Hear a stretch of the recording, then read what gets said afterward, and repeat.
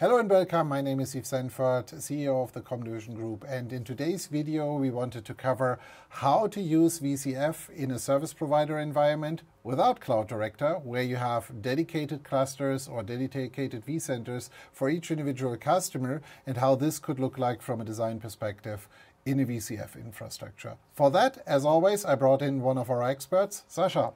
Yeah, my name is Sascha Schwunk, CRO and Cloud Architect at Comdivision. And yeah, let's start. So, first of all, we have our management domains or management domain installed with vCenter, NSX, ARIA Operations, ARIA Logs, all this running for the management. And then we can start to onboard our first customers. When we're talking about customer environments, we will deploy a workload domain.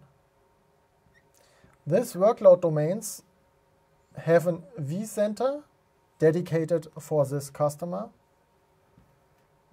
NSX, and optional if you want to provide it to your customers, ARIA Operations and ARIA Logs. The good part is deploying these is more or less just now a click of a button. You don't no longer have to do all of these steps manually. Yeah, so that means we start with a configuration file for this workload domain. Let's call it VLD1.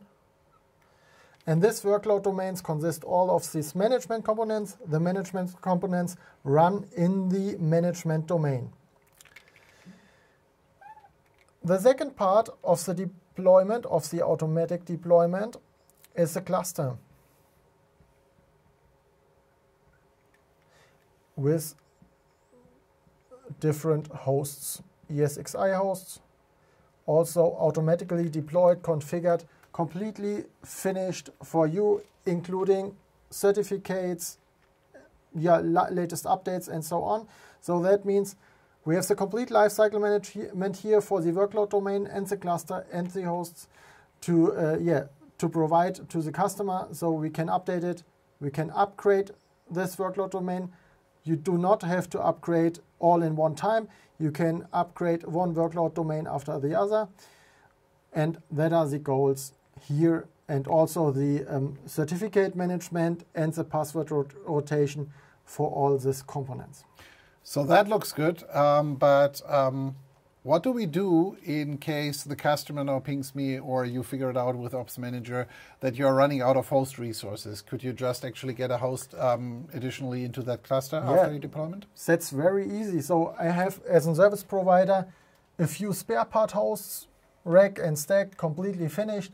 And I can say, hey, SDDC Manager, I need a new host here on this cluster.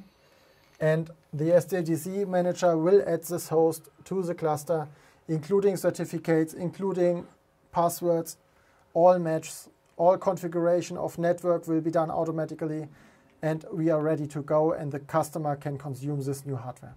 So this also means if one of my hosts would basically disappear, I can easily do that. And that also for you as a service provider means, because all of this is now managed as part of the SDDC Manager, it is less complex for your operational team. So as long as you have some hosts in the spare hosts domain which you can create, it's getting a lot easier for you to juggle things around. Also, if the customer would call you and just actually tell you, it's like, hey, 6 hosts is far too big, I can basically have 2 power hosts disappear. You can actually pull them out, put them back into the spare host cluster and use them from there.